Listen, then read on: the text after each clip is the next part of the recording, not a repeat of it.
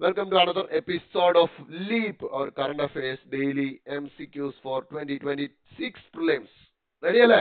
നമുക്ക് episode start ചെയ്താലോ? Yes, first question നോക്കൂ. Cold pool. കഴിഞ്ഞ ദിവസങ്ങളിൽ ഹിന്ദു വായിച്ചിട്ടുള്ളവർക്ക് ഈ വാക്ക് കണ്ണിൽ പെട്ടിട്ടുണ്ടാവും. Which of the following is the most suitable definition of cold pool എന്നാണ് ചോദ്യം. നിങ്ങളുടെ ജോഗ്രഫി ബേസിക്സിലേക്ക് നിങ്ങളുടെ മനസ്സ് പോട്ടെ. നോക്കാം നമുക്ക്. Option A, a shallow layer of cold, dry air that forms in deserts due to rapid nighttime radiative cooling. And the first option പറയുന്നു. Second പറയുന്നു, a localized mass of cold, dense air that spreads near the surface after a thunderstorm due to downdrafts, often triggering new convection. Third statement, അല്ലെങ്കിൽ മൂന്നാമത്തെ option പറയുന്നു, a deep stagnant zone of cold air trapped between two mountain ranges commonly responsible for winter fog and smog in valleys. And D option പറയുന്നു, a subsurface oceanic region where water temperatures remain constantly lower than surrounding currents due to thermohaline circulation. So basically cold pool എന്താണെന്ന് ആ news കണ്ട് അത് വായിച്ചു പഠിച്ചിട്ടില്ലാത്ത ഒരാൾക്ക് ഇത് ഉറപ്പായിട്ടും answer ചെയ്യാൻ പറ്റുന്ന ഒരെണ്ണമല്ല. മനസ്സിലായില്ല? കാരണം കോൾഡ് പൂൾ എന്നുള്ള ആ പൂളിൽ കൂടെയും കോൾഡിൽ കൂടെയും എന്തെങ്കിലുമൊക്കെ പിടിക്കാമെന്ന് നോക്കിക്കഴിഞ്ഞാൽ നമ്മൾ മൈൻഡിൽ ഒരു ഇമേജ് ഉണ്ടാക്കും. കോൾഡ് പൂൾ എന്ന് പറഞ്ഞ ഇമേജ് ഉണ്ടാക്കി ഓപ്ഷനിലേക്ക് പോയാലോ എല്ലായിടത്തും നമുക്ക് ആ ഇമേജ് കണ്ടു എന്ന് വരാം. ആദ്യത്തെ shallow layer of cold dry air. Shallow layer എന്നൊക്കെ പറയുന്നുണ്ട്. അപ്പൊ ലെയർ ആകുമ്പോൾ എന്തായാലും പൂൾ നമുക്ക് ആ ഒരു ഇമേജ് നമ്മുടെ മനസ്സിലേക്ക് വരും. അപ്പൊ അതാവാം. അടുത്ത localised mass of cold dense that spreads near the surface. അപ്പൊ അതൊരു ലെയർ അതുപോലൊക്കെ പറയുന്നുണ്ട്, അതും ആവാം. അടുത്ത deep stagnant zone of cold air, അപ്പൊ അതും ആവാം. ഇങ്ങനെ വരുമ്പോൾ എന്താണ് നമുക്ക് ചെയ്യേണ്ടത്? നമ്മളത് കൃത്യമായിട്ട് പഠിച്ചു വെക്കുക. കോൾഡ് പൂൾ എന്ന് പറഞ്ഞു കഴിഞ്ഞാൽ ഓപ്ഷൻ ബി ആണ് റൈറ്റ് ആൻസർ എന്ന് തന്നെ പറഞ്ഞുകൊണ്ട് നമുക്ക് സ്റ്റാർട്ട് ചെയ്യാം. കോൾഡ് പൂൾ എന്ന് പറഞ്ഞു കഴിഞ്ഞാൽ ഒരു ഡെൻസ് ആയിട്ടുള്ള കോൾഡ് എയർ മാസ, അതായത് മഴ കാരണം തണുക്കുന്ന എയർ എന്തു പറ്റും? താഴേക്ക് വരും. മഴ കാരണം തണുക്കുന്ന എയർ താഴേക്ക് വന്നിട്ട് എന്തു പറ്റും? നമ്മുടെ സർഫസില് ഒരു കോൾഡ് മാസ് ആയിട്ട് അത് ഫോം ചെയ്യും. അപ്പൊ cold pool refers to dense cold air mass formed when rain cooled air descends in downdraft beneath a thunderstorm. Thunderstorm ഒരു മഴയ്ക്ക് ശേഷം ആ വരുന്ന ഡൗൺ ഡ്രാഫ്റ്റ് അങ്ങനെ വന്നിട്ട് എന്ത് പറ്റും? ആ സാധനം വന്നിട്ട് താഴേക്ക്, ഇവിടെ ഞാൻ ഇമേജ് കാണിക്കാം, കേട്ടോ. ഇതുപോലൊക്കെ എയർ എന്ത് പറ്റും? Air called air, dense called air എന്ത് പറ്റും? ഇങ്ങനെ സർഫസിന് മുകളിൽ ഫോം ചെയ്യപ്പെടും. ഇതിനെയാണ് എന്ത് വിളിക്കുന്നത്? കോൾഡ് പൂൾ എന്ന് വിളിക്കുന്നത്. This cold air spreads horizontally near the surface like a mini cold front. അപ്പൊ കോൾഡ് ഫ്രണ്ട്, ഹോട്ട് ഫ്രണ്ട് ഒക്കെ നിങ്ങൾ പഠിച്ചിട്ടുണ്ട്. കോൾഡ് മാസ്, ഹോട്ട് മാസ് ഒക്കെ നിങ്ങൾ പഠിച്ചിട്ടുണ്ട്. അപ്പൊ അതേപോലൊക്കെ ഒരു കോൾഡ് ഫ്രണ്ടിനെ പോലെ ഈ വരുന്ന മഴ കാരണം തണുത്തിട്ടുള്ള എയർ താഴേക്ക് വന്ന് ഇങ്ങനെ സർഫസിനടുത്ത് വന്നിട്ട് ഇങ്ങനെ ഒരു പൂള് ഫോം ചെയ്യും, ഒരു ക്ലൗഡ് ഫ്രണ്ട് ഫോം ചെയ്യും. ക്ലൗഡ് ഫ്രണ്ട് പോലത്തെ ഒരു ഫ്രണ്ട് ഫോം ചെയ്യും. അതിനെയാണ് എന്ത് വിളിക്കുന്നത്? കോൾഡ് പൂൾ എന്ന് വിളിക്കുന്നത്. ഇതിന്റെ ആഫ്റ്റർ എഫക്റ്റ് എന്താണെന്ന് ചോദിച്ചാൽ it can trigger new thunderstorms by lifting warm moist air along its edge. അപ്പൊ ഇതിങ്ങോട്ട് താഴോട്ട് വരുമ്പോൾ എന്ത് പറ്റും? ഇവിടെ നിന്നും ഇവിടെയൊക്കെയുള്ള എയർ മഴ കാരണം തണുത്തു, ആ തണുത്തത് കാരണം ഇങ്ങനെ താഴേക്ക് വരികയാണ്. മനസ്സിലായി? ഇത് താഴേക്ക് വരുമ്പോൾ എന്ത് പറ്റും? സർഫസിലുള്ള വാം എയർ ഉണ്ടാവുമല്ലോ, ആ വാം എയർ ഇതിന്റെ എഡ്ജിൽ കൂടെ മുകളിലേക്ക് പൊങ്ങും. മനസ്സിലായോ? അതായത് കോൾഡ് എയർ മഴ കാരണം മുകളിൽ നിന്നും തണുത്തിട്ട് ആ എയർ താഴേക്ക് വരും, കാരണം ഡെൻസ് ആണ്. അപ്പൊ താഴേക്ക് വന്നു കഴിയുമ്പോൾ താഴെയുള്ള ഹോട്ട് എയർ എന്തെടുക്കും? ഇതിന്റെ എഡ്ജിൽ കൂടെ മുകളിലേക്ക് പൊങ്ങും. ആ മുകളിലേക്ക് പൊങ്ങുന്നത് എന്തെടുക്കും? വീണ്ടും തണ്ടർ സ്റ്റോംസ് ഉണ്ടാക്കും. മനസ്സിലായോ? അപ്പൊ ഇങ്ങനെ ഒരു കണ്ടിന്യൂസ് ഫിനോമിനൻ ആവാനുള്ള ചാൻസ് ഉള്ള ഒരു കാര്യമാണ് ഈ കോൾഡ് പൂൾ ഫോർമേഷൻ എന്ന് പറയുന്നത്. അപ്പൊ ഒന്നുകൂടെ പറയാം. നല്ല കനത്ത മഴ കാരണം മുകളിൽ നിന്നും എയർ തണുത്ത് ഡെൻസ് ആയിട്ട് താഴേക്ക് വരും. ആ താഴേക്ക് വരുന്നത് കാരണം താഴെയുള്ള ഹോട്ട് എയർ മുകളിലേക്ക് പോകും. ആ എയർ മുകളിൽ ചെന്നിട്ട് എന്ത് ചെയ്യിപ്പിക്കും? വീണ്ടും തണ്ടർ സ്റ്റോംസ് ഉണ്ടാക്കും. അപ്പൊ ഇതാണ് കോൾഡ് പൂൾ എന്ന് പറയുന്നത്. കോൾഡ് പൂൾ താഴെയുള്ള ആ കോൾഡ് ഡെൻസ് എയറിനെയാണ് എന്ത് പറയുന്നത്? കോൾഡ് പൂൾ എന്ന് പറയുന്നത്. With reference to biosimilars in India, consider the following statement. Science and ടെക്നോളജിയിൽ നിന്നുള്ള ഒരു ചോദ്യമാണ്. നല്ല ചാൻസ് ഉണ്ട് ചോദിക്കാൻ. കാരണം ഈ ടോപ്പിക് ഫാർമസ്യൂട്ടിക്കൽസ് എന്ന് പറയുന്ന ഏരിയ ആണ്. അറിയാമല്ലോ, ഇന്ത്യയുടെ ഫാർമസ്യൂട്ടിക്കൽ എക്സ്പോർട്സിനെ കുറിച്ച് നമ്മൾ മെയിൻസ് ക്ലാസ് ഒക്കെ പഠിക്കുമ്പോഴത്തേക്ക് വാ തോരാതെ നമ്മൾ പറയുകയും എഴുതുകയൊക്കെ ചെയ്യുന്ന ഒരു കാര്യമാണ്. എക്സ്പോർട്ട് എന്ന് പറഞ്ഞു കഴിഞ്ഞാൽ ഇന്ത്യയുടെ ഫസ്റ്റ് മൈൻഡിൽ വരുന്ന ഒരു കാര്യം മിക്കവാറും ആസ്പിറൻസിന് എന്താ? ഫാർമസ്യൂട്ടിക്കൽ എക്സ്പോർട്സിനെ കുറിച്ചായിരിക്കും. സോ ആ ടോപ്പിക്കിൽ നിന്നൊരു ചോദ്യമാണ് ബയോസിമിലേഴ്സ്. പുതിയൊരു വാക്കാണ് അല്ലെ, ബയോസിമിലേഴ്സ്. പത്രത്തിലുണ്ടായിരുന്നു, കണ്ടിട്ടുള്ളവർക്ക് കാര്യം മനസ്സിലാവും. നോക്കൂ, first statement, biosimilars are identical copies of generic chemical drugs and do not require extensive clinical trials. അതായത് ബയോസിമിലേഴ്സ് എന്ന് പറഞ്ഞു കഴിഞ്ഞാൽ ജനറിക് ഡ്രഗ്സിന്റെ ഐഡന്റിക്കൽ കോപ്പീസ് ആണെന്നും, ഇതൊരു കോമ്പൗണ്ട് സ്റ്റേറ്റ്മെന്റ്. ആൻഡ് ഇട്ടിട്ട് പിന്നെയും പറയുന്നുണ്ട്, and do not require extensive clinical trials. ഒരു കോമൺ കാര്യം പറയാം. ഞാൻ പറഞ്ഞല്ലോ, വേറൊരു മാർഗവും ഇല്ലാതെ ഇരിക്കുന്ന സമയത്ത് എലിമിനേറ്റ് ചെയ്യാനായിട്ടുള്ള ഒരു കാര്യം ഞാൻ പറഞ്ഞുതരാം. പൊതുവെ എല്ലാ കേസിലും അല്ല, ഞാൻ വീണ്ടും എടുത്തു പറയാ, പൊതുവെ ഇങ്ങനെ ഒരു കോംപ്ലക്സ് സ്റ്റേറ്റ്മെന്റ് ഉണ്ടെന്ന് കരുതുക. അതായത് ആൻഡ് ഇട്ടിട്ട് രണ്ട് കാര്യങ്ങൾ പറയുന്നുണ്ട് എന്നുണ്ടെങ്കിൽ, ആൻഡ് ഇട്ട് രണ്ട് വ്യത്യസ്ത കാര്യങ്ങൾ ജോയിൻ ചെയ്യാൻ, അല്ലാതെ ആൻഡമാൻ ആൻഡ് നിക്കോബാറിന്റെ ആൻഡ് അല്ല ഞാൻ ഉദ്ദേശിക്കുന്നത്. രണ്ട് വ്യത്യസ്ത കാര്യങ്ങൾ പറയാനായിട്ട് ഒരു ആൻഡ് ഇട്ടിട്ട് ഒരു സ്റ്റേറ്റ്മെന്റിൽ കൊണ്ടുവരുന്നുണ്ടെങ്കിൽ പൊതുവെ അത് തെറ്റാനുള്ള ചാൻസ് ഉണ്ട്. പൊതുവെ എന്നേ ഞാൻ പറയുന്നുള്ളൂ, എല്ലാ കേസിലും അല്ല. പൊതുവെ ആ സ്റ്റേറ്റ്മെന്റ് എസ്പെഷ്യലി ഇതേപോലത്തെ സയൻസ് ആൻഡ് ടെക്നോളജിയിലും എക്കണോമിയിലും ഒക്കെ നമുക്ക് കാണാനൊക്കും. അപ്പം പൊതുവെ ആൻഡ് ഇട്ട് ഒരു സ്റ്റേറ്റ്മെന്റ്, കോമ്പൗണ്ട് സ്റ്റേറ്റ്മെന്റ് വരികയാണ്, രണ്ട് ഡിഫറെന്റ് ഫാക്ട്സിനെ ഒരുമിപ്പിച്ചുകൊണ്ട് ഒരു സ്റ്റേറ്റ്മെന്റ് വരികയാണെങ്കിൽ അത് തെറ്റാനുള്ള ചാൻസ് കൂടുതലാണ് ആൻഡ് ഇട്ടിട്ട് വന്നാൽ. ഓക്കെ, ഇവിടെ നമുക്ക് പറയുന്നു biosimilars are identical copies of generic chemical drugs. അത് കൊള്ളാം. ഈ ജനറിക് ഡ്രഗ്സ് എന്ന് പറഞ്ഞാൽ തന്നെ എന്താ? ഒറിജിനൽ ഡ്രഗിന്റെ കോപ്പിയാണ് ജനറിക് ഡ്രഗ്. അതിന്റെ കോപ്പിയാണ് ബയോസിമിലർ എന്നാണ് ഫസ്റ്റ് സ്റ്റേറ്റ്മെന്റിൽ പറയുന്നത്. അത് കൊള്ളാം. കോപ്പി അടിച്ചവനെ പിന്നെയും കോപ്പി അടിക്കുന്ന സാധനം. സെക്കൻഡ് സ്റ്റേറ്റ്മെന്റ് നോക്കൂ, unlike generic medicine biosimilars can never be considered interchangeable with their reference products. അത് പുതിയൊരു സാധനം. എന്താ അവിടെ പറയുന്നത്? ജനറിക് മെഡിസിൻസിനെ പോലെയല്ല, biosimilars can never be considered interchangeable with their reference product. Reference പ്രൊഡക്റ്റുമായിട്ട് ഇന്റർചേഞ്ച് ചെയ്യാൻ ഒരിക്കലും കഴിയില്ല. അതായത് ഇപ്പോൾ ഒരു ഡ്രഗ്, ഒറിജിനൽ ഡ്രഗ്, അതാണ് റെഫറൻസ് പ്രൊഡക്റ്റ് എന്ന് ഉദ്ദേശിക്കുന്നത്. ഒറിജിനൽ ഡ്രഗ് ഉണ്ട്, ഈ ഡ്രഗിന് പകരമായിട്ട് ഒരിക്കലും ബയോസിമിലറിനെ കൺസിഡർ ചെയ്യാൻ ഒക്കത്തില്ല എന്ന് പറയുന്നു. ക്യാൻ നെവർ ബി എന്ന് പറയുന്നത് എന്താണ്? നെവർ എന്ന് പറയുന്ന ഒരു എക്സ്ട്രീം കീവേഡ് ആണ്. മനസ്സിലായില്ലേ? എക്സ്ട്രീം കീവേഡ് ആണ് നെവർ എന്ന് പറയുന്നത്. സോ ഇതും നമ്മുടെ എന്ത് എലിമിനേഷന്റെ ലോജിക്ക് പ്രകാരം ഇതും തെറ്റാം, രണ്ടാമത്തെ സ്റ്റേറ്റ്മെന്റും തെറ്റാം. ഞാൻ പറഞ്ഞത് എലിമിനേഷൻ ലോജിക്ക് മാത്രമാണ്, എനിക്ക് കാര്യം ഒന്നും അറിയത്തില്ല എന്ന് കരുതുക.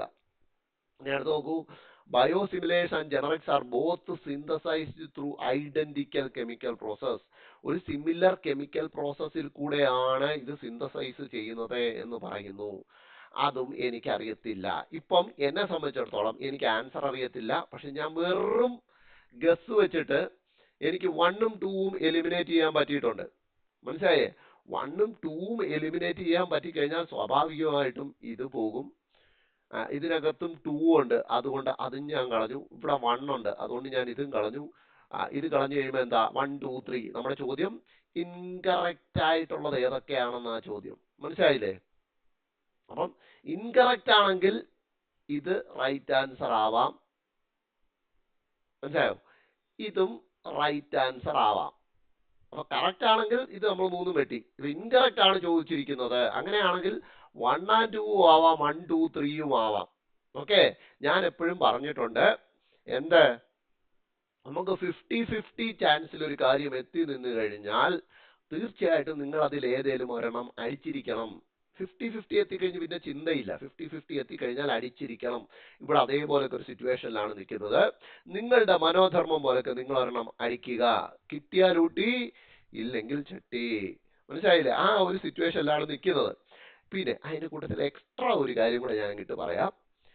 ഇത് ഞാൻ നിവർത്തിയില്ലാതിരിക്കുന്ന സിറ്റുവേഷനിൽ മാത്രം അപ്ലൈ ചെയ്യേണ്ട ഒരു കാര്യമാണ്. ഇങ്ങനെ വന്ന് നിൽക്കുക. ഇവിടെ എന്നെ സംബന്ധിച്ചിടത്തോളം 1 and 2 ഓൺലി എടുക്കണോ 1, 2, 3 എടുക്കണോ എന്നുള്ള ഡൗട്ടില്ല. എനിക്കാണെങ്കിൽ 3 സ്റ്റേറ്റ്മെന്റും അറിയത്തില്ല. മനസ്സിലായി? 3 സ്റ്റേറ്റ്മെന്റും അറിയത്തുമില്ല. ഒരു 50-50 വന്ന് ഞാൻ എത്തിക്കുകയും ചെയ്തു. ഇങ്ങനെയുള്ള സാഹചര്യങ്ങൾ പ്രത്യേകിച്ച് സയൻസ് ആൻഡ് ടെക്നോളജി ആണെന്നുണ്ടെങ്കിൽ ആ 3യും കൂടെ അങ്ങ് തെറ്റാണെന്ന് കൺസിഡർ ചെയ്യുക. കാരണം നമ്മൾ എന്താ നേരെ മറിച്ച് which of these is are correct എന്ന് ചോദിച്ചിരുന്നെങ്കിൽ നോർമലി സയൻസ് ആൻഡ് ടെക്നോളജിയിൽ നിന്ന് വരുന്ന ചോദ്യങ്ങൾ നിങ്ങൾ ശ്രദ്ധിക്കുക. ആപ്ലിക്കേഷൻ ലെവൽ ചോദ്യങ്ങളായിരിക്കും ഉണ്ടാവുക കൂടുതലും. ഇപ്പം കുറച്ച് വർഷം മുമ്പ് ചോദിച്ചു ഇതിലേതൊക്കെയാണ് AI-യുടെ ആപ്ലിക്കേഷൻ എന്നും പറഞ്ഞിട്ട് ചോദിച്ചു. അതിന് മുമ്പ് ചോദിച്ചു കാർബൺ നാനോ ട്യൂബ്സിന്റെ ആപ്ലിക്കേഷൻ എന്താണെന്ന് ചോദിച്ചു. അപ്പൊ ഇങ്ങനെ ആപ്ലിക്കേഷൻ ലെവൽ ചോദ്യം ചോദിക്കുമ്പോൾ ഒരുമാതിരിപ്പെട്ട എല്ലാ ആപ്ലിക്കേഷൻ ആവാനുള്ള ചാൻസ് ഉണ്ട്. നമുക്ക് സ്പെസിഫിക് ആയിട്ട് അറിയത്തില്ലെങ്കിൽ ഒരുമാതിരിപ്പെട്ട അതാണ് പണ്ട് മുതൽ പറയുന്നത് സയൻസ് ആൻഡ് ടെക്നോളജിയിൽ അറിയത്തില്ലെങ്കിൽ 1, 2, 3 എന്നുള്ള ഓപ്ഷൻ അടിക്കണം, അല്ലെങ്കിൽ 1, 2, 3, 4 ഓൾ ദി അബോവ് എന്നുള്ള ഓപ്ഷൻ അടിക്കണം എന്ന് പറയുന്നത് റീസൺ എന്ന് പറഞ്ഞു കഴിഞ്ഞാൽ ഇതാണ്. എന്താ ഒരു സ്പെസിഫിക് ഏരിയ ആണോ എന്ന് നമുക്ക് മനസ്സിലാവത്തില്ല, പക്ഷെ എല്ലായിടത്തും യൂസ് ചെയ്യുന്നില്ലേ എന്ന് തോന്നും. അത് ഈ ആപ്ലിക്കേഷൻ ലെവൽ ചോദ്യത്തിലാണ് അത് അപ്ലൈ ചെയ്യേണ്ടത്. മനസ്സിലായില്ലേ? ഇപ്പൊ കാർബൺ നാനോ ട്യൂബ് അവിടെ എന്താ അപ്ലൈ ചെയ്താൽ എന്ന് നമുക്ക് തോന്നും, ഇവിടെ എന്താ അപ്ലൈ ചെയ്താൽ നമുക്ക് തോന്നും, മറ്റിടത്ത് എന്താ അപ്ലൈ ചെയ്താൽ അത് നമുക്ക് തോന്നും. അങ്ങനെ തോന്നുന്നിടത്ത് ഇല്ല എന്ന് പറയാനായിട്ട് നമുക്ക് ഉറപ്പിച്ചു പറയാനൊന്നുമില്ല. അതുകൊണ്ട് നമ്മൾ എന്തെടുക്കും? അതുകൊണ്ടാണ് ഓൾ ദി എബോവ് എന്ന് പറഞ്ഞ ആൻസർ എപ്പോഴും അടിക്കുന്നത്. Correct which of these is or are correct എന്ന് ചോദിക്കുന്നത്. ഇവിടെ നമ്മുടെ ചോദ്യം ഇൻകറക്റ്റ് എന്നുള്ളതാണ്. വേറൊരു ആപ്ലിക്കേഷൻ ലെവൽ എന്ന് പറയാൻ പറ്റത്തില്ല, മറ്റൊരു രീതിയിലാണ്. പക്ഷെ എന്നാലും നമ്മൾ നിവർത്തികെട്ടിരിക്കുന്നവരെ സംബന്ധിച്ചിടത്തോളം 1 and 2, 1, 2, 3 നിൽക്കുന്ന സാഹചര്യങ്ങളിൽ തീർച്ചയായിട്ടും ഞാനാണെങ്കിൽ എന്തടിച്ചേരും? 1, 2, 3 അടിച്ചേരും. കാരണം എനിക്ക് 3യും അറിയത്തില്ല. 1ഉം 2ഉം തെറ്റിയ സ്ഥിതിക്ക് ഞാൻ 3യും തെറ്റാണെന്ന് കൺസിഡർ ചെയ്യണം. ചെയ്ത് കഴിഞ്ഞാൽ ഇവിടെ നിങ്ങൾ കോൾ അടിച്ചിരിക്കുന്നു. കാരണം ബയോസിമിലറും ജനറിക്സും തമ്മിൽ നല്ല വ്യത്യാസമുണ്ട്.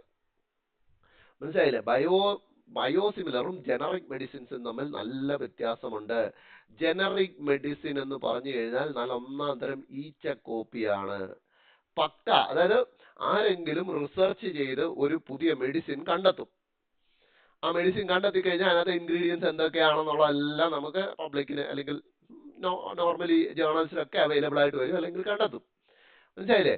ഇങ്ങനെ വന്നെത്തിക്കഴിഞ്ഞാൽ എന്ത് പറ്റും? ഇതിനെ ഇപ്പൊ നമ്മൾ ചൈനീസ് പ്രൊഡക്റ്റ് എന്ന് പറയത്തില്ലേ, ചൈനീസ് കോപ്പി എന്നൊക്കെ പറയത്തില്ലേ. ചൈന എന്താ ചെയ്യുന്നത്? പണ്ട് കാലത്ത് ചെയ്തോണ്ടിരുന്നത്, ഇപ്പോഴൊന്നും പറയാൻ പറ്റില്ല. പണ്ട് കാലത്ത് ഇപ്പൊ ആപ്പിള് അമേരിക്കയിൽ ഉണ്ടാക്കും, അവൻ അതിന്റെ കോപ്പി ഭയങ്കര വില കുറവിൽ ചൈനയിൽ ഉണ്ടാക്കും. അതേപോലെ തന്നെയാണ് ഈ ജനറിക് മെഡിസിൻ. മനസ്സിലായില്ലേ? കഷ്ടപ്പെട്ട് റിസർച്ച് നടത്തി ഒരാൾ ഉണ്ടാക്കും, അതിന്റെ എന്താ അതേ സെയിം എഫക്റ്റും സെയിം ഡോസേജും സെയിം ബ്രാൻഡ് ആണെന്ന് തോന്നത്തക്ക രീതിയിലേക്ക് നമ്മൾ അതിന്റെ എന്തുണ്ടാക്കും? കോപ്പി ഉണ്ടാക്കും. അതാണ് ജനറിക് മെഡിസിൻ എന്ന് പറയുന്ന കാര്യം. പക്ഷെ ബയോസിമിലർ അങ്ങനെയല്ല. ബയോസിമിലർ പേരിൽ തന്നെ കിടപ്പുണ്ട്. It is biologically similar to the reference product. മനസ്സിലായില്ലേ? ബയോളജിക്കലി സിമിലർ ആണ്, പക്ഷെ ഐഡന്റിക്കൽ അല്ല. അതാണ് അതിന്റെ വ്യത്യാസം. ഐഡന്റിക്കൽ ആയിട്ട് വരുന്ന സാധനമാണ് എന്ത്? ജനറിക്. ജനറിക്കും ഒറിജിനൽ മെഡിസിനും കണ്ടു കഴിഞ്ഞാൽ നമുക്ക് തിരിച്ചറിയാനൊക്കത്തില്ല, കാരണം എല്ലാം ഒരേപോലെ. പക്ഷെ ബയോസിമിലർ അങ്ങനല്ല. ഇറ്റ് ഈസ് എന്താ സിമിലർ ആണ്, വാക്കിൽ തന്നെ സിമിലർ എഫക്റ്റ് തരുന്ന മരുന്നുകളാണ് ബയോസിമിലർ എന്ന് പറയുന്നത്. മനസ്സിലായോ? അതായത് ഒരു ഒറിജിനൽ ഡ്രഗ് ഉണ്ടാക്കിയിട്ടുണ്ടെങ്കിൽ അതിന്റെ സിമിലർ എഫക്റ്റ് തരുന്ന മറ്റൊരു സാധനമാണ് ബയോസിമിലർ എന്ന് പറയുന്നത്. അതിന്റെ they are designed to have no clinically meaningful difference in safety and effectiveness compared to the reference product. നേരത്തെ പറഞ്ഞത് ബയോസിമിലറും നമ്മുടെ ഒറിജിനൽ ഡ്രഗും തമ്മിൽ ക്ലിനിക്കലി മീനിങ് ആയിട്ടുള്ള ഡിഫറൻസസ് ഒന്നും ഉണ്ടാവില്ല. അതായത് രണ്ടും തമ്മിൽ എഫക്റ്റിലും സേഫ്റ്റിയുടെ ഒക്കെ കാര്യത്തിൽ രണ്ടും സെയിം ആയിരിക്കും. സെയിം എന്ന് പറഞ്ഞു കഴിഞ്ഞാൽ രണ്ടും ഒരേ എഫക്റ്റ് ആയിരിക്കും തരിക. ഇപ്പം എ എന്ന് പറയുന്ന ഡ്രഗും ഉണ്ട്, ബി എന്ന് പറയുന്ന അതിന്റെ ബയോസിമിലറും ഉണ്ടെന്ന് കരുതുക. ഇത് രണ്ടും ഒരേ എഫക്റ്റ് തരുന്നുണ്ടാവും, ഒരേ സേഫ്റ്റി ഉണ്ടാവും, എല്ലാം ഉണ്ടാവും. പക്ഷേ എന്താണ്? അതിന്റെ കെമിക്കൽ കമ്പോസിഷൻസ് സെപ്പറേറ്റ് ആയിരിക്കും. ഇപ്പോൾ ഫോർ എക്സാമ്പിൾ പറഞ്ഞ തേർഡ് സ്റ്റേറ്റ്മെന്റ് നോക്കുക, രണ്ടും synthesise through identical chemical process എന്നാണ് പറയുന്നത്. നമ്മുടെ ജനറിക് എന്താണ്? ജനറിക് പക്ക കെമിക്കൽ പ്രോസസ്സിൽ കൂടെ ഉണ്ടാക്കുന്നത്. അതായത് ഒറിജിനൽ എടുക്കും, ഒറിജിനലിന്റെ കമ്പോണൻസ് നോക്കും, അതിനെ അങ്ങോട്ട് സ്മോളർ മോളിക്യൂൾസ് ആയിട്ട് എന്തിൽ ഫോം ചെയ്യും? ജനറിക്സിൽ ഫോം ചെയ്ത് വെക്കും. മനസ്സിലായില്ലേ? അതായത് ഒറിജിനൽ ബയോളജിക്കൽ മോളിക്യൂളിനെ സ്മോളർ മോളിക്യൂൾസ് ചേർത്തിട്ട് ജനറിക് ഡ്രഗ്സ് ഉണ്ടാക്കും. പക്ഷേ ബയോസിമിലേഴ്സ് അങ്ങനെയല്ല. ബയോസിമിലേഴ്സ് ആക്ച്വലി എന്താണ്? അത് ബയോളജിക്കൽ പ്രൊഡക്റ്റ് തന്നെയാണ്. അതുകൊണ്ടാണ് പേര് അങ്ങനെ എണ്ണിട്ടേക്കുന്നത്. മനസ്സിലായില്ലേ? ബയോളജിക്കൽ പ്രൊഡക്റ്റ് തന്നെയാണ് എന്ത്? ബയോസിമിലർ എന്ന് പറയുന്നത്. അതായത് ഒറിജിനൽ ഡ്രഗ് ഉണ്ടാക്കുന്ന ആ എഫക്റ്റ് കിട്ടുന്ന അതേ ബയോളജിക്കൽ പ്രൊഡക്റ്റ് തന്നെ ആയിരിക്കും എന്ത് നമ്മുടെ ബയോസിമിലർ എന്ന് പറയുന്നത്. പക്ഷേ ജനറിക് ഡ്രഗ് എങ്ങനെയാണ് ഉണ്ടാക്കുന്നത്? അതൊരു കെമിക്കൽ പ്രോസസ്സിൽ കൂടെ, നമ്മൾ ഈ ചെക്ക് കോപ്പി അടിക്കാൻ വേണ്ടിയിട്ടുള്ള കെമിക്കൽ പ്രോസസ്സിൽ കൂടെയാണ് ഉണ്ടാക്കുന്നത്. So all the statements are incorrect. Next നോക്കൂ, consider the following sites with the countries involve in the dispute. അപ്പൊ ഡിസ്പ്യൂട്ടഡ് ആയിട്ടുള്ള ചില പ്ലേസസ് ആണ് ഒരു സൈഡിലുള്ളത്. ആ ഡിസ്പ്യൂട്ടിൽ പങ്കെടുക്കുന്ന കൺട്രീസ് ആണ് റൈറ്റ് സൈഡിൽ ഉള്ളത്. ഇതിൽ എത്ര എണ്ണം കറക്റ്റ്ലി മാച്ച്ഡ് ആയിട്ടുണ്ട് എന്നാണ് ചോദ്യം. ഓക്കെ, ആദ്യത്തെ Preah Vihear temple, Thailand, Cambodia. So ഇതെല്ലാവർക്കും അറിയാം, ന്യൂസ് വായിക്കുന്ന എല്ലാവരെ സംബന്ധിച്ചും അറിയാം. ഇത് റീസെന്റ് ആയിട്ട് ഹോട്ടായിട്ട് നിൽക്കുന്നത്, അതായത് തായ്ലൻഡും കംബോഡിയയും തമ്മിൽ യുദ്ധത്തിന്റെ വക്കിൽ ഇങ്ങനെ എത്തി നിൽക്കുന്നു ഈ ടെമ്പിൾ കോംപ്ലക്സിന്റെ പേരിൽ. So first one is correct. അടുത്ത അബേയ് റീജിയൻ, സുഡാൻ, എത്യോപ്യ. കൃത്യമായിട്ട് കൺസിസ്റ്റന്റ് ആയിട്ട് കുറെ കാലങ്ങളായിട്ട് പത്രം വായിക്കുന്നവരെ സംബന്ധിച്ച് മാത്രമേ അതറിയാനൊരു ചാൻസ് ഉള്ളൂ. അടുത്ത നോക്കുക, ഹലൈബ് ട്രയാങ്കിൾ, ഈജിപ്റ്റ്, സുഡാൻ.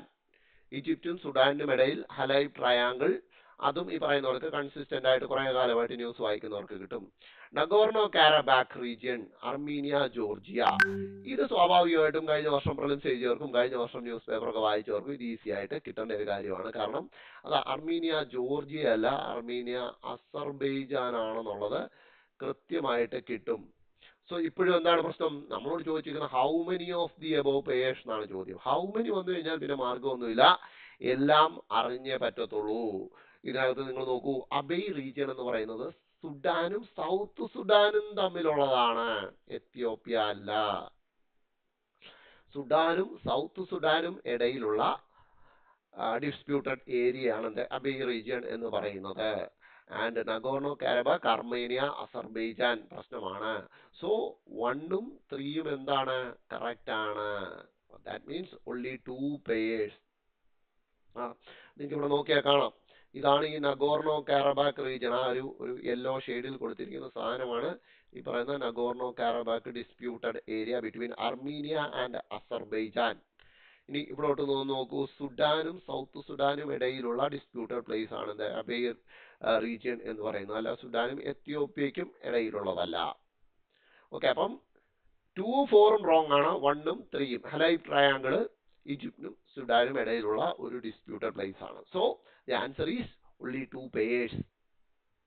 ഇതുപോലത്തെ ഡിസ്പ്യൂട്ടഡ് പ്ലേസ് ഇന്റർനാഷണലി ആ മാപ്പ് റിലേറ്റഡ് സാധനങ്ങൾ നിങ്ങൾ എന്തായാലും പഠിച്ചു വെക്കുന്നുണ്ടാവും അറിയാം എന്നാ. അപ്പൊ ഇതേപോലൊക്കെ ഇപ്പൊ ഈ പറഞ്ഞല്ലോ, ഇപ്പം നമ്മുടെ ഇന്ത്യയെ ഡയറക്ട്ലി ബാധിക്കാത്ത ന്യൂസ് ആണെന്ന് കണ്ടു കഴിഞ്ഞാൽ നമ്മൾ പൊതുവെ ഒഴിവാക്കാറുണ്ട്. അപ്പൊ അത് ഒഴിവാക്കുമ്പോൾ ഇങ്ങനത്തെ ഒരു ചോദ്യം കൂടെയാണ് നമ്മുടെ കയ്യിൽ നിന്ന് പോകുന്നത് എന്ന് ഓർക്കണം.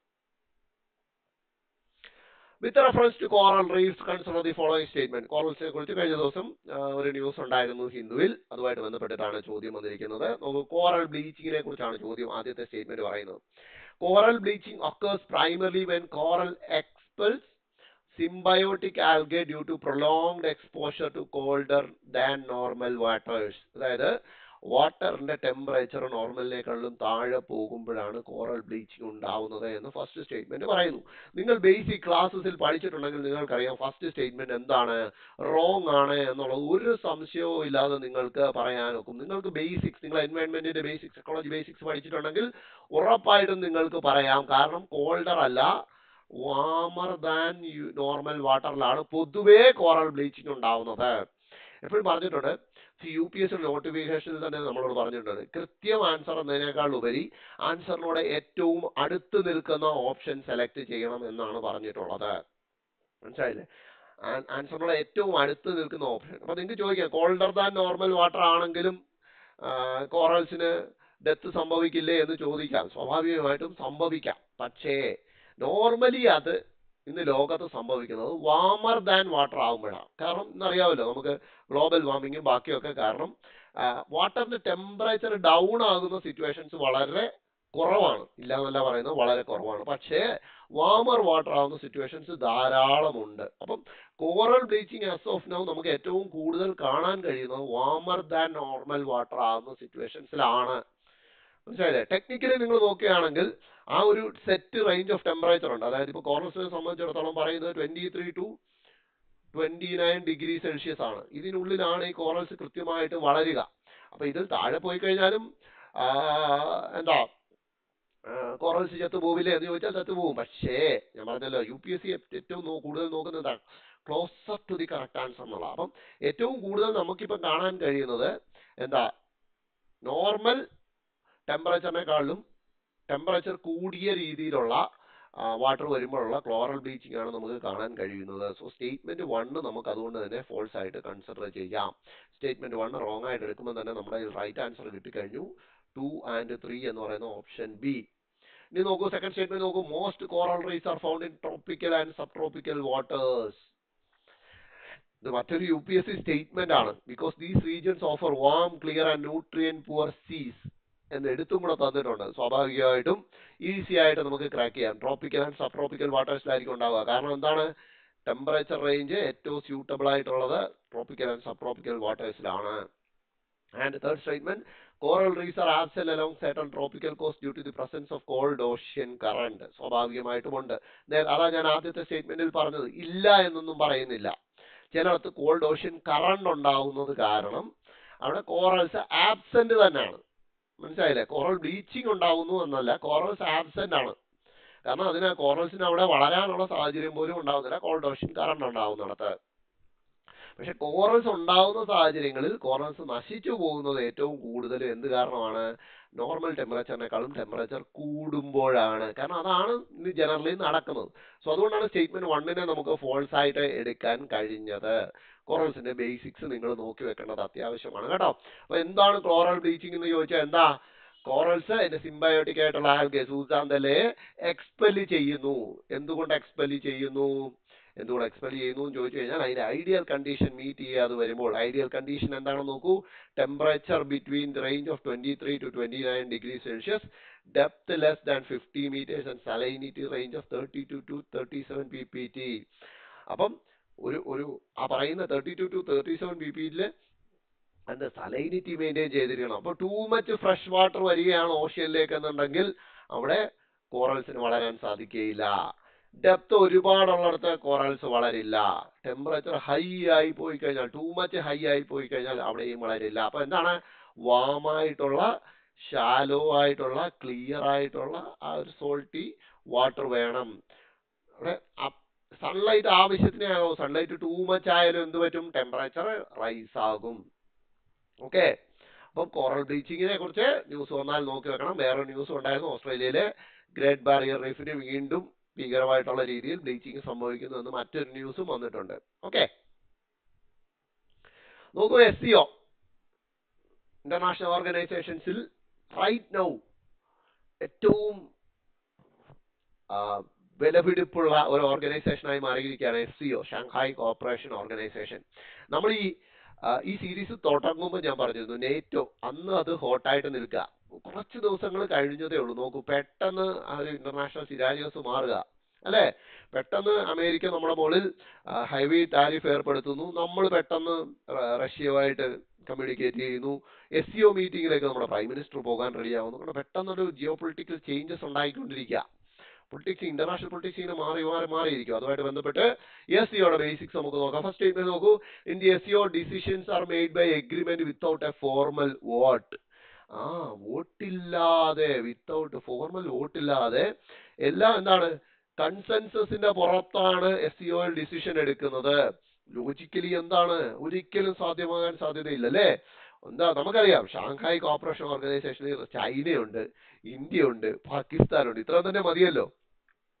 ഇങ്ങനെയുള്ള സാഹചര്യത്തിൽ വോട്ടിംഗ് ഇല്ല എന്ന് പറയുന്ന ഫസ്റ്റ് സ്റ്റേറ്റ്മെന്റ് ലോജിക്കലി നമുക്ക് എന്താണ്, ലോജിക്കലി കറക്റ്റ് അല്ല.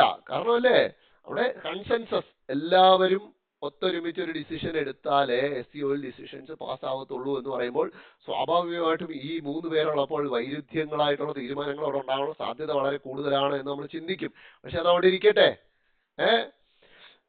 സെക്കൻഡ് സ്റ്റേറ്റ്മെന്റ് നോക്കൂ. India and Pakistan joined together in 2007 at the Asthana summit. ഇതൊരു ഫാക്ട് ആണ്. That is true. മനസ്സിലായി. ഇന്ത്യയും പാകിസ്ഥാനെയും ഒഫീഷ്യലി SCOയിലോട്ട് എടുക്കുന്നത് 2017 അസ്താനയിൽ നടന്ന സമ്മിറ്റിൽ വെച്ചിട്ട്. And Russian are Chinese are the official languages of SCO. ഇതും ട്രൂ ആണ്. അപ്പോൾ ഫസ്റ്റ് സ്റ്റേറ്റ്മെന്റ് മാത്രം എന്താണ് നമുക്കിപ്പോൾ അറിയില്ല. നമുക്ക് അങ്ങനെയാണെങ്കിൽ SEOയുടെ കുറച്ച് ബേസിക്സ് നോക്കി വന്നാലോ. SEOയുടെ തുടക്കം എന്ന് പറയുന്നത് 1996 ഷാങ്ഹായ് 5 എന്ന് പറയുന്ന ഒരു കൂട്ടായ്മയിൽ കൂടെയാണ്. ഷാങ്ഹായ് 5 5 രാജ്യങ്ങളുടെ ഒരു കൂട്ടായ്മയായിട്ടാണ് അതവിടെ തുടങ്ങുന്നത്. ഏതൊക്കെ രാജ്യങ്ങളാണ് നോക്കൂ. ചൈന സ്വാഭാവികം, റഷ്യ സ്വാഭാവികം, അതിന്റെ കൂട്ടത്തിൽ 3 സ്ഥാനുകൾ. ഏതൊക്കെ സ്ഥാനുകൾ? കസക്ക്, കിർഗ്, തജിക്ക്, അങ്ങനെ 5 രാജ്യങ്ങൾ ചേർന്നിട്ട് ഷാങ്ഹായ് 5 ആണ് ആദ്യം രൂപപ്പെടുന്നത്. അവരുടെ പ്രധാന ഉദ്ദേശം അവരുടെ ബോർഡറിലുള്ള മിലിറ്ററി ഫോഴ്സസ് റെഡ്യൂസ് ചെയ്യുക എന്നുള്ളതായിരുന്നു. അവിടെ നിന്നും ഉസ്ബെക്കിസ്ഥാനെ 2001 കയറ്റുന്നതോടുകൂടിയാണ് എന്ത് Shanghai 5 officially Shanghai corporation organisation ആയി മാറുന്നത്. അപ്പം 2001 ഉസ്ബെക്കിസ്ഥാനെ ഇൻക്ലൂഡ് ചെയ്തപ്പോൾ ഷാങ്ഹായ് 5 SEO ആയിട്ട് മാറുകയാണ് ഉണ്ടായത്.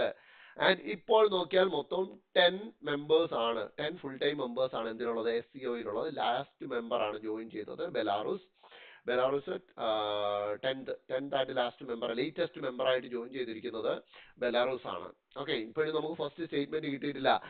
ഞാൻ എപ്പോഴും പറയുന്നുണ്ട്, ലോജിക്കിന് നിരക്കാത്ത ഒരു ഫാക്ട്, ഒരു സ്റ്റേറ്റ്മെന്റ് നമ്മൾ എവിടെ കണ്ടാലും അത് നമ്മളുടെ മൈൻഡിൽ ഉണ്ടായിരിക്കണം. അങ്ങനെ ഒരു സ്റ്റേറ്റ്മെന്റ് ആണ് ആദ്യത്തേത്. ഞെട്ടിയില്ലേ? ഞെട്ടണം. കാരണം നമ്മുടെ ലോജിക്കിനെതിരാണ്. SEOയിൽ എല്ലാ തീരുമാനങ്ങളും എടുക്കുന്നത് കൺസെൻസസിന്റെ പുറത്താണ്. അതായത് എല്ലാ അംഗങ്ങളും ഒരു തീരുമാനത്തെ അനുകൂലിച്ചാൽ മാത്രമേ SEOയിൽ ആ കാര്യം പാസ്സാവുകയുള്ളൂ. നോക്കൂ, എത്ര പൊളിറ്റിക്കലി, ജോഗ്രഫിക്കലി, കൾച്ചറലി എല്ലാം ഒപ്പോസ് ചെയ്യപ്പെടുന്ന കുറെ രാജ്യങ്ങളുടെ കൂട്ടായ്മയാണ്. ഒന്നും വേണ്ട, ഇന്ത്യ, ചൈന, പാകിസ്ഥാൻ, ഇത്ര മാത്രം നോക്കിയാൽ മതി. ഇന്ത്യ ഒരു സൈഡിലും ചൈന, പാകിസ്ഥാൻ മറ്റൊരു സൈഡിലും. ബാക്കിയുള്ളവരെ വിട്ടേര് നിങ്ങൾ. ഇത്ര മാത്രം നോക്കൂ. നമുക്ക് ഇഷ്ടപ്പെടുന്ന ഒരു തീരുമാനമല്ല അവർക്ക് ഇഷ്ടപ്പെടണമെന്നില്ല, അവർക്ക് ഇഷ്ടപ്പെടുന്നത് നമുക്ക് ഇഷ്ടപ്പെടണമെന്നില്ല. അങ്ങനെയുള്ള ഒരു ഓർഗനൈസേഷൻ എന്താണ്? ഫോർമൽ വോട്ടിംഗ് ഇല്ല അവിടെ എന്താണുള്ളത്? എഗ്രിമെന്റിന്റെ പുറത്തായിരിക്കണം. എല്ലാവരും ചേർന്നിട്ട് എടുത്ത ഒരു തീരുമാനമാണെങ്കിൽ മാത്രമേ SEOയിൽ നടപ്പാകുകയുള്ളൂ. ഇപ്പൊ രാജ്യത്തെ പുറത്താക്കണം എന്നുണ്ടെങ്കിൽ കൂടെ ആ രാജ്യത്തിന്റെ ഒഴിച്ച് ബാക്കി എല്ലാവരുടെയും തീരുമാനം അതിനെ അനുകൂലിച്ചിരിക്കണം. അങ്ങനെയാണ് SEOയുടെ നിയമാവലിയിൽ പറയുന്നത്. മനസ്സിലായില്ലേ? ഇപ്പം ഇന്ത്യയെ ഷാങ്ഹായ് കോർപ്പറേഷൻ ഓർഗനൈസേഷന് പുറത്താക്കണമെങ്കിൽ ഇന്ത്യ ഒഴിച്ചുള്ള ബാക്കി 9 മെമ്പേഴ്സും അതിനെ അനുകൂലിച്ചിരിക്കണം. ഇനി മറ്റെന്തെങ്കിലും തീരുമാനമാണെന്നുണ്ടെങ്കിൽ 10 മെമ്പേഴ്സിനും അനുകൂലിച്ചാൽ മാത്രമേ SEOയിൽ തീരുമാനങ്ങൾ നടപ്പിലാകുകയുള്ളൂ. നിങ്ങൾ കുറച്ച് കഴിഞ്ഞ വർഷത്തേക്ക് ന്യൂസ് എടുത്ത് നോക്കാനൊക്കെ കാണാം, ഇന്ത്യ ഫൈനൽ ഡിക്ലറേഷൻ ഒപ്പിട്ടിട്ടില്ല. സോ ആ ഫൈനൽ ഡിക്ലറേഷന് വിലയില്ല. അപ്പോൾ എപ്പോഴും ഓർമ്മയിൽ വെക്കേണ്ട ഒരു വലിയ കാര്യമാണ് SEOയിലെ വോട്ടിംഗ്, ഫോർമൽ വോട്ടിംഗ് ഇല്ല എന്നുള്ളത്.